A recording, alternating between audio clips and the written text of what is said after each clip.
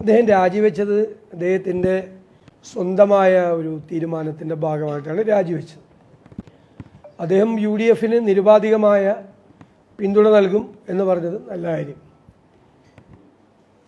പിന്നെ എന്നോട് അഴിമതി ആരോപണം ഉന്നയിച്ചതിൻ്റെ പേരിൽ പൊതുമാപ്പ് പറഞ്ഞത് ഞാൻ തീർച്ചയായിട്ടും അത് സ്വീകരിക്കുന്നു.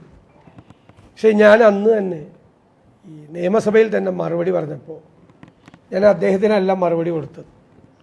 ഞാൻ അന്ന് പറഞ്ഞു, മുഖ്യമന്ത്രിയുടെ അനുവാദത്തോടു കൂടിയാണ് ഈ തെറ്റായ ഒരു ആരോപണം ഉന്നയിച്ചത്. എല്ലാവരും ഇരുന്ന് ചിരിക്കുകയായിരുന്നു അസംബ്ലിക്കകത്ത്. അപ്പം ഞാൻ മുഖ്യമന്ത്രിയോടാണ് ചോദിച്ചത്.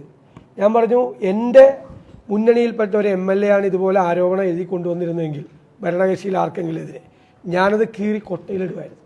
പക്ഷെ നിങ്ങൾ ഈ ആരോപണം ഉന്നയിക്കാൻ നിങ്ങളുടെ ഒരു MLAയെ ചുമതലപ്പെടുത്തി.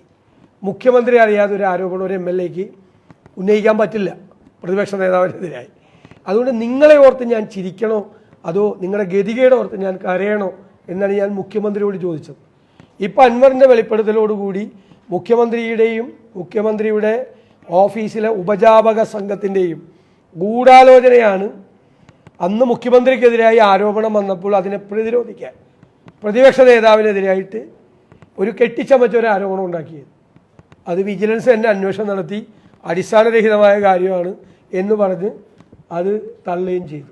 അപ്പോൾ ആ സമയത്ത് CPMനും മുഖ്യമന്ത്രിക്കും പിടിച്ചു നിൽക്കാൻ വേണ്ടി അദ്ദേഹത്തിനെതിരായ ആരോപണം വന്നപ്പോൾ പിടിച്ചു നിൽക്കാൻ വേണ്ടി ഉണ്ടാക്കിയ ഒരു ആരോപണമാണ്. ഇപ്പോൾ ഞാനും തന്നെ അന്ന് പറഞ്ഞു. പിന്നെ അൻവർ വേറൊരു വെളിപ്പെടുത്തൽ നടത്തി. അൻവറെ കൊണ്ട് ഇതെല്ലാം ചെയ്യിച്ചത് CPMലെ ഉന്നത നേതാക്കളാണ്. അത് ആദ്യം പറഞ്ഞത് പ്രതിപക്ഷമല്ലേ അല്ലേ?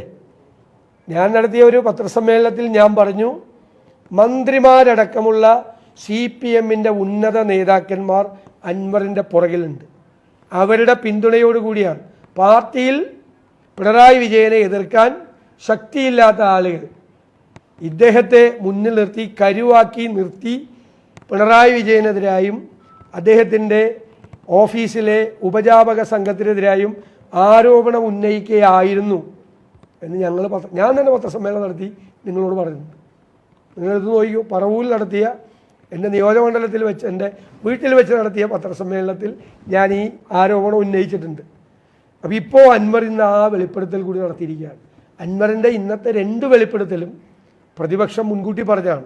ഒന്ന്, എനിക്കെതിരായ ആരോപണം, കെട്ടിച്ചമച്ച ആരോപണം മുഖ്യമന്ത്രിയും ഉപജാപക സംഘം കൂടി ഉണ്ടാക്കിയതാണ്. 2, അവർക്കെതിരായ അൻവറിൻ്റെ ആരോപണം വന്നപ്പോൾ അതിൻ്റെ പുറകിൽ മന്ത്രിമാരടക്കമുള്ള CPMലെ പാർട്ടി നേതാക്കന്മാരുണ്ട്.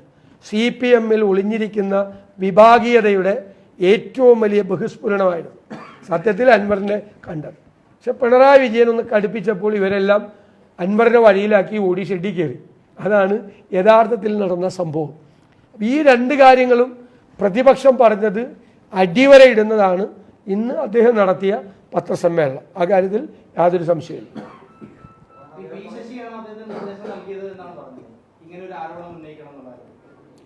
അത് മുഖ്യമന്ത്രി അറിയാതെ മുഖ്യമന്ത്രിയുടെ പൊളിറ്റിക്കൽ സെക്രട്ടറി ഒരു MLA വിളിച്ച് പറയുമോ?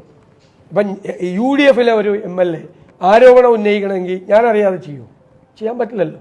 എൻ്റെ അനുമതി വേണം. അത് അദ്ദേഹം അവരുടെ നേതാവാണ്, പാർലമെൻ്ററി പാർട്ടി നേതാവ് കൂടിയാണ് മുഖ്യമന്ത്രി എന്ന് പറയുന്നത്. അപ്പോൾ അവരുടെ ഒരു MLA മുഖ്യമന്ത്രി അറിയാതെ മുഖ്യമന്ത്രിയുടെ പൊളിറ്റിക്കൽ സെക്രട്ടറി പറഞ്ഞു എന്ന് പറഞ്ഞാൽ ആരോപണം. അപ്പോൾ മുഖ്യമന്ത്രിക്കും മുഖ്യമന്ത്രിയുടെ ഓഫീസിലെ ഉപജാപക സംഘത്തിനും അതിൽ പങ്കുണ്ട്. മുഖ്യമന്ത്രിക്കെതിരായി ആരോപണം വരുമ്പോൾ ഒരെണ്ണം പ്രതിപക്ഷ നേതാവിനെതിരെ കിടന്നോട്ടെന്ന് എന്താണെന്ന് ആരോപണം എന്ന് ഓർമ്മയുണ്ടല്ലോ നിങ്ങൾക്ക്. അതായത് കേരയിൽ വന്നാൽ 2050 ആകുമ്പോഴേക്കും ഹൈദരാബാദ്, ഇവിടെ IT കമ്പനികൾ കൊണ്ട് നിറയും കേരളം. അപ്പോൾ ഹൈദരാബാദിലെയും ബാംഗ്ലൂരിലെയും IT കമ്പനികൾ 2050 ആകുമ്പോൾ പൂട്ടിപ്പോവും. അപ്പോൾ അവരത് പൂട്ടിപ്പോവാതിരിക്കാൻ വേണ്ടി 30 കൊല്ലം മുമ്പ്, അതായത് 2021 കേരളിനെ അട്ടിമറിക്കാൻ അന്ന് വേറെ MLA ആയിരുന്ന എന്നെ സ്വാധീനിച്ചു. KC വേണുഗോപാൽ വഴി എന്നെ മുഖ്യമന്ത്രിയാക്കാമെന്ന് പറഞ്ഞു. എനിക്കൊരു 150 കോടി രൂപ വണ്ടിയിൽ ഇങ്ങോട്ട് കൊടുത്തയച്ച് അതിവിടെ ഇറക്കിയിട്ട് ഞാൻ ആർക്കും കൊടുക്കാതെ ഞാൻ തിരിച്ചു കൊടുത്ത് ബാംഗ്ലൂരിലേക്ക് കൊടുത്തു വിട്ടു. ഞാൻ ചോദിച്ചത് കൊണ്ടുവന്ന വഴി പറഞ്ഞു, തിരിച്ചു കൊണ്ടുപോയ വഴി ഏതാണെന്ന് പറഞ്ഞില്ല, ഏത് വണ്ടിയിലാണ് കൊണ്ടുപോയെന്ന് പറഞ്ഞില്ല എന്ന് മാത്രം എനിക്ക് സംശയമുള്ളത്. അത് പറഞ്ഞില്ല എന്ന് മാത്രമേ ഉള്ളൂ. ഇത് അവിടെ ഇരുന്ന് എല്ലാവരും ചിരിക്കുകയായിരുന്നു. ഇതായിരുന്നു ആരോപണം. 2050 അവിടുത്തെ കമ്പനിയൊക്കെ പൂട്ടിപ്പോകുന്നുള്ളതുകൊണ്ട് 2020 21 ഈ കേരളയിൽ വരാതിരിക്കാൻ വേണ്ടി അന്നത്തെ ഏറ്റവും പ്രഗത്ഭനായ അല്ലെങ്കിൽ ഏറ്റവും സ്വാധീനമുള്ള ഏറ്റവും വലിയ MLA ഞാനല്ലേ, കഴിഞ്ഞ എന്നെ സ്വാധീനിച്ചു. ഞാൻ പ്രതിപക്ഷ നേതാവായപ്പോൾ അല്ല, ആരോപണമല്ല, MLA ആയിരിക്കുമ്പോഴാണ്. MLAക്ക് ഒരു 150 കോടി മറ്റേ മീൻ വണ്ടിയിൽ കൊടുത്ത് ചാവക്കാട് വന്നു. ചാവക്കാട് ഞാൻ ഒരു ആംബുലൻസിലേക്ക് മാറ്റി. പിന്നെ അത് തിരിച്ച് ആർക്കും കൊടുക്കാതെ, ഞാൻ ആർക്കും കൊടുക്കില്ല, പൈസ കിട്ടിയ ആദ്യം ഞാൻ തിരിച്ച് കൊണ്ടുപോയി. അപ്പോൾ ഞാൻ ചോദിച്ചാൽ ആ തിരിച്ചു കൊണ്ടുപോയ വണ്ടി ഏതാണെന്നും കൂടി പറയണമെന്ന് പറഞ്ഞു. ഇതായിരുന്നു ആരോപണം. ഇതൊക്കെ ഈ കേരളത്തിൻ്റെ മുഖ്യമന്ത്രിയാണ് ഇതുപോലത്തെ ഒരു ആരോപണം കേരളത്തിലെ നിയമസഭയിൽ പ്രതിപക്ഷ നേതാവിനെതിരായി ഉന്നയിക്കാൻ നിർദ്ദേശം കൊടുത്തത് എന്ന് പറഞ്ഞത് എന്ത് നാണക്കേടാണ്, ആർക്കാണ് നാണക്കേട്? അതാണ് ഞാൻ ചോദിച്ചത്. നിങ്ങളെ ഓർത്ത് ഞാൻ ചിരിക്കണോ കരയണോ എന്ന് നിയമസഭയിൽ ചോദിച്ചത്.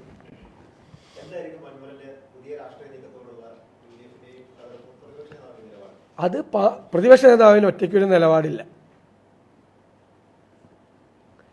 പാർട്ടിയും മുന്നണിയും ചർച്ച ചെയ്യേണ്ട സമയത്ത് ചർച്ച ചെയ്ത് ഉചിതമായ തീരുമാനമെടുക്കും. ഞാൻ പറഞ്ഞത് വാതിൽ അടച്ചിട്ടുമില്ല, വാതിൽ തുറന്നിട്ടുമില്ല.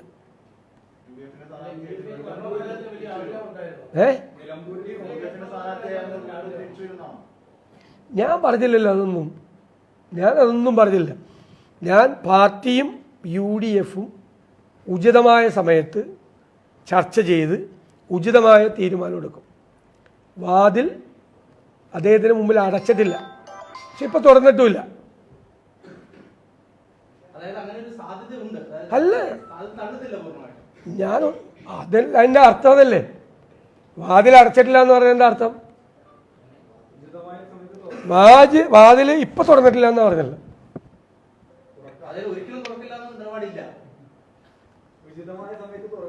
I have made it very clear. ഉചിതമായ സമയത്ത് ഉചിതമായ തീരുമാനം എടുക്കുമെന്ന് പറഞ്ഞു.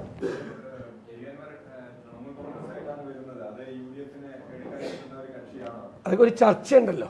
ഞാൻ പറഞ്ഞല്ലോ, ഉചിതമായ സമയത്ത് ചർച്ച നടത്തി ഉചിതമായ തീരുമാനം എടുക്കുന്നതാണ്. ആ ചർച്ചയുടെ ഭാഗമാണ് ഇപ്പൊ ഈ പറഞ്ഞ ചോദ്യമൊക്കെ. അദ്ദേഹം VS ജോയിയെ നല്ലൊരു സ്ഥാനാർത്ഥിയെ അവിടെ കാണുന്നു. അദ്ദേഹം മത്സരിക്കുന്നില്ല എന്ന് പറഞ്ഞു, പക്ഷേ VS ജോയിയെ നല്ലൊരു സ്ഥാനാർത്ഥിയെ കാണുന്നു എന്നുകൂടി പറയുന്നുണ്ട്. അല്ല, അവിടെ എന്തായാലും ഉപതെരഞ്ഞെടുപ്പ് വരുമല്ലോ, അത് കോൺഗ്രസ് തീരുമാനിച്ചോളാം അവിടെ ആരാ സ്ഥാനാർത്ഥിയെന്ന്. കാരണം കോൺഗ്രസിൻ്റെ സീറ്റാണ്. ഞങ്ങൾ പാർട്ടി ദേശീയ തലത്തിൽ ആ സ്ഥാനാർത്ഥി, ഞങ്ങളിവിടെ ഇലക്ഷൻ കമ്മിറ്റി കൂടി ഞങ്ങളൊരു സ്ഥാനാർത്ഥിയെ നിർദ്ദേശിക്കും. അത് അഖിലേന്ത്യാ കോൺഗ്രസ് കമ്മിറ്റിയുടെ പ്രസിഡന്റ് അത് അംഗീകരിച്ച് ഞങ്ങൾക്ക് തരും. ഞങ്ങളത് UDF ഘടകകക്ഷി നേതാക്കളെ അറിയിക്കും. UDF സ്ഥാനാർത്ഥിയായി ആ സ്ഥാനാർത്ഥിയെ പ്രഖ്യാപിക്കും. അതിനൊരു പ്രൊസീജിയറുണ്ട്. അതെങ്കിലും ഞങ്ങൾ ചെയ്തോട്ടെ.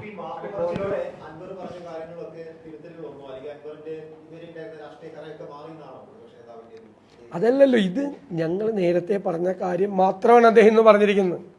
ഞാനതാണ് പറയുന്നത്. പ്രതിപക്ഷം വളരെ കൃത്യമായി ഉന്നയിച്ച കാര്യമാണ് ഞങ്ങൾ പറഞ്ഞത്. രണ്ട് പ്രധാനപ്പെട്ട കാര്യമാണ്.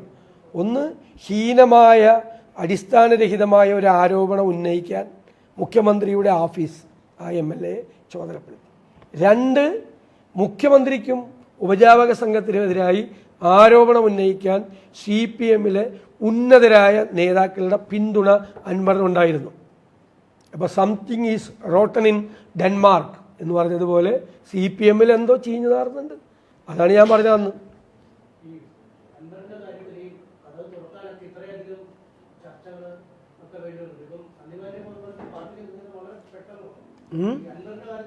ആരുടെ കാര്യത്തിൽ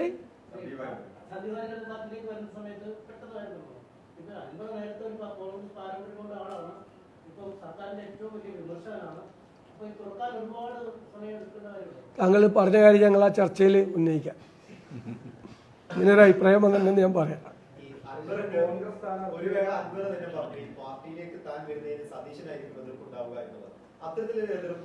വ്യക്തിപരമായ ഒരു കാര്യവും ഇതിൻ്റെ അകത്ത് ബാധകമല്ല.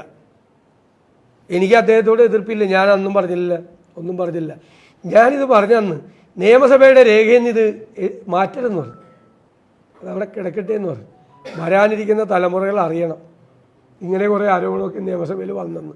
സാധാരണ എല്ലാവരും നിയമസഭാ രേഖയിൽ നിന്നത് നീക്കം ചെയ്യണമെന്നാണ് പറയുന്നത്. ഞാൻ പറഞ്ഞത് രേഖയിൽ നിന്ന് നീക്കം ചെയ്യരുത്, ഇങ്ങനെ കുറേ ആളുകൾ ഉണ്ടായിരുന്നതായിട്ട് അന്നോ ഭാവിയിൽ അറിയണമെന്ന് പറഞ്ഞു. ഇതുപോലൊരു മുഖ്യമന്ത്രി ഇതുപോലെ ആരോടും ഉന്നയിപ്പിച്ചതും ഒക്കെ അറിയണമെന്ന് പറഞ്ഞു. അതവിടെ കിടക്കട്ടെ, രേഖയായിട്ട് കിടക്കട്ടെ.